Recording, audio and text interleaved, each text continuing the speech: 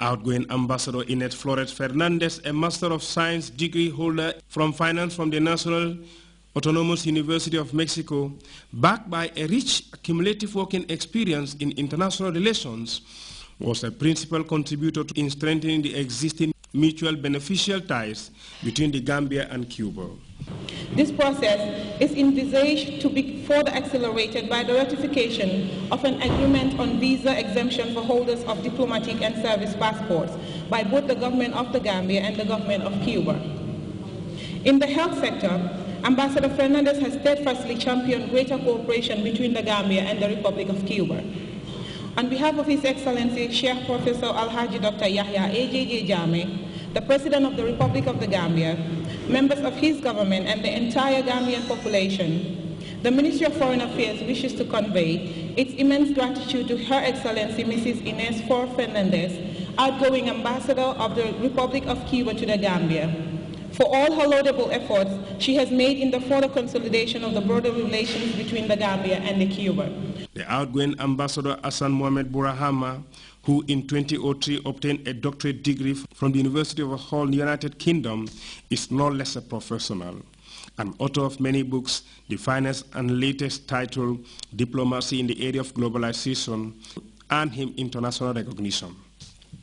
His posting to the Gambia in the year 2009 was as a recognition of his enormous contribution to the diplomatic service of his country. During his tour of duty, was able to take initiative to widen the scope of the strategic cooperation between the Gambia and Kuwait, and has also taken measures to bring the peoples of our two countries closer together. Ambassador Hassan Burahama, you are a friend of the Gambia, and we hope that you will take with you fond memories of the Gambia and its people. We also hope that as a friend of the Gambia, you will always remain close to us and will continue to show interest in our relationship. That show of professionalism in fostering diplomatic ties between the Gambia, Cuba, and Kuwait, and the outgoing ambassadors, an order of the Republic of the Gambia from President Jammeh. I have titled it, Thanks to the Smiling Coast of Africa. And it reads, thanks for your blessed land and your river, for your warmth and friendly nature. Thanks for showing me the glad view of your sky. Thanks for your birds singing every sunrise. Thanks for your ancestral trees, for the baobab and wonjo juices. Thanks for your damoda and your supakanja. Gambia was always beside Kuwait in difficult times in '90. Also, Kuwait with the Gambia exchanged the support in international organization and work together friendly and support each other.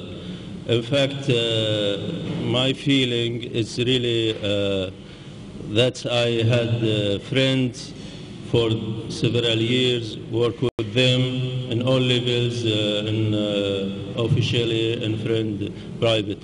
Among the distinguished guests to grace the occasion was Momo Sabally, the Secretary General and Minister of Presidential Affairs.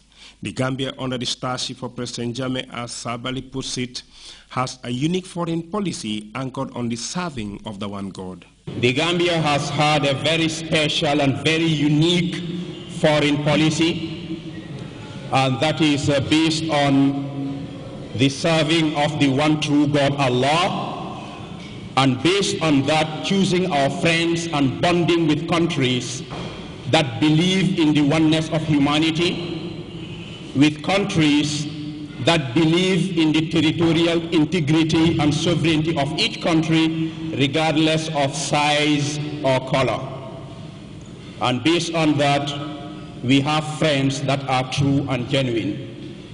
And we do not have friends that are better and more special than Kuwait and Cuba, among many others. The event lasted into the night with feasting. Louis Mendy, GRTS.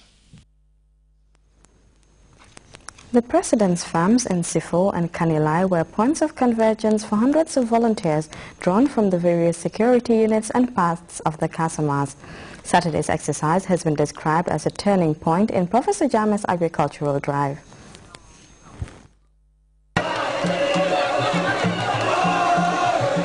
word of his coming has sent people streaming to the welcome point at the entrance of Kanilai.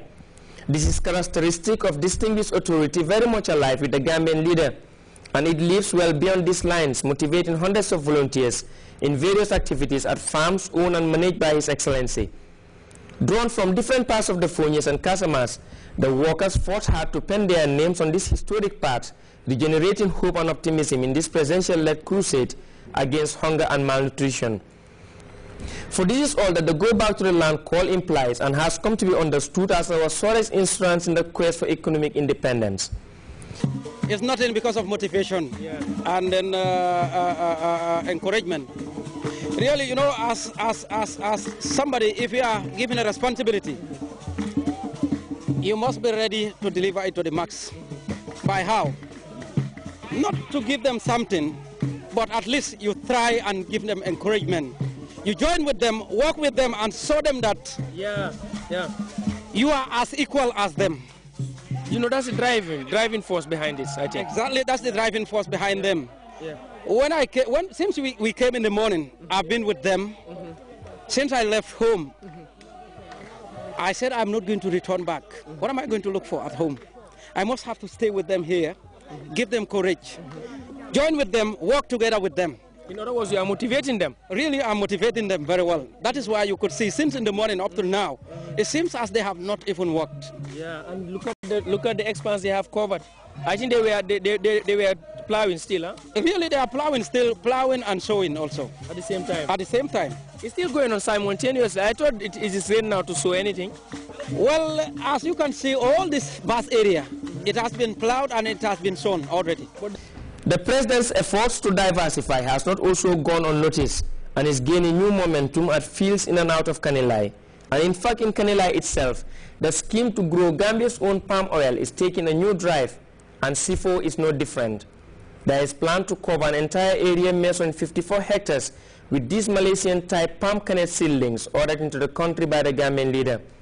The farm manager Bakari Jalangsane said there is now enough ground to grow the 10,000 seedlings.